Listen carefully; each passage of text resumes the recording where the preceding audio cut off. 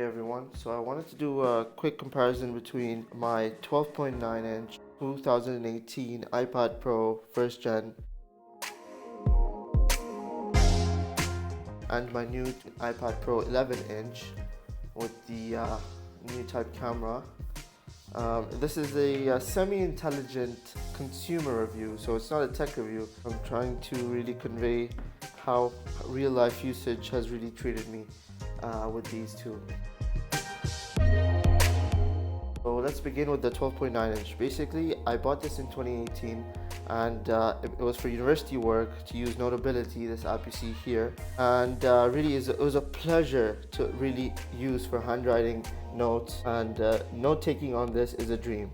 I used to use it in university as a medical student, and in my first year it was heavily used, and it really replaced my laptop for large parts of university life. However, as I got into doing more research, more in-depth tasks where I had to have multiple windows open, have a paper in front of me which I'm analyzing, research, and having Google Scholar open, then looking up facts on Google and then writing them down in a Microsoft document, and analyzing statistics on Microsoft Excel, and having a PowerPoint open. My friends could all do that and have a Zoom call going. The iPad, simply because of its design, its software limitations, cannot do that. So that's the first thing about the iPad.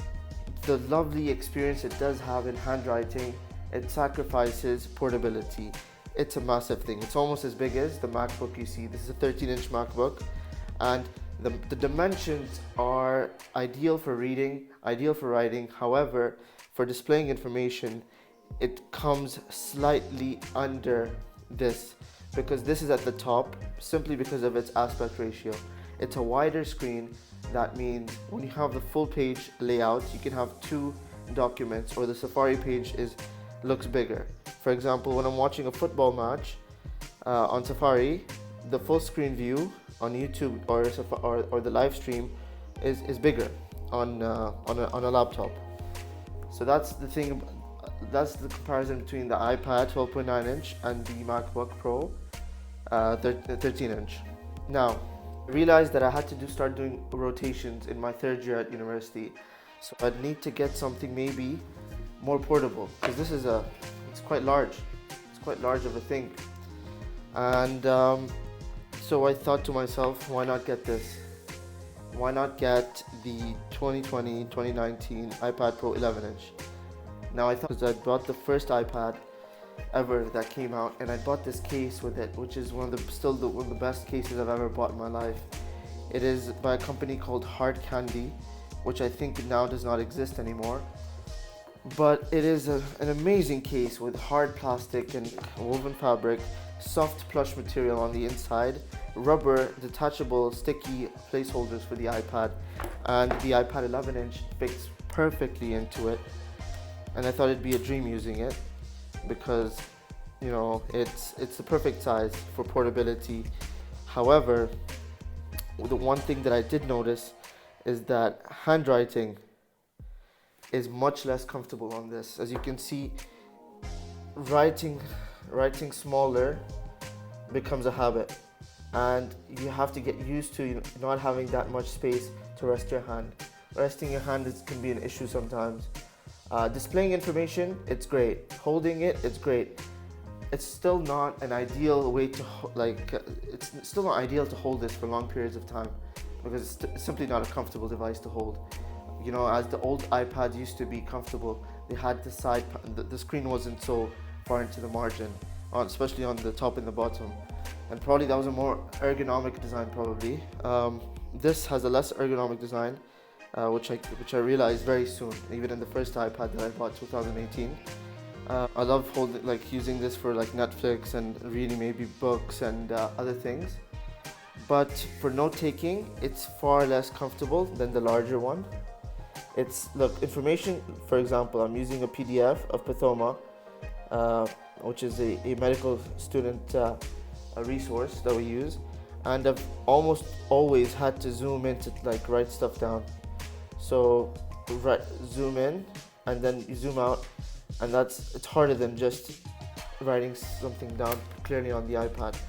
So in general, the overall advice I'd like to give someone who's looking to buy a new iPad Pro is that stick with the 2018 models, and I think speakers are actually better on the 2018 12.9 inch.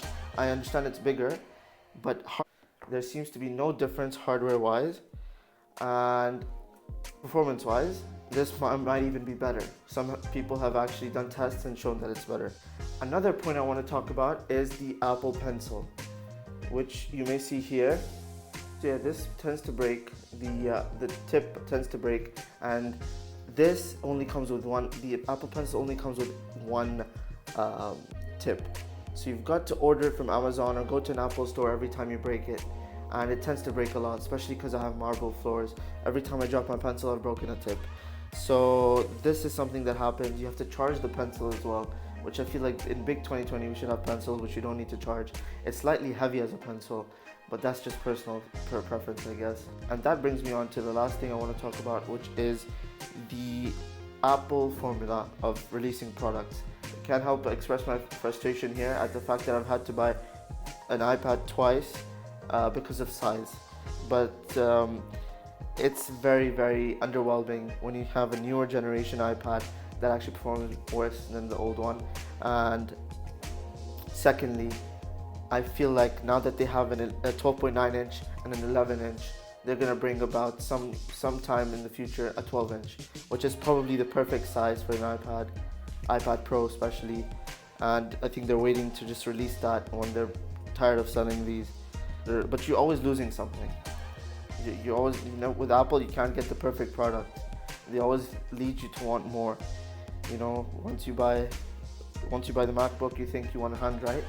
Then you buy this, and then you realize you've lost portability, but it's the perfect experience. And then you realize on word rounds you want to use this. However, handwriting is now more difficult when you're on a desk. So that's been my review of two iPads. If you have any questions, let me know, and hopefully we'll see you next time on a video soon. Thank you for watching.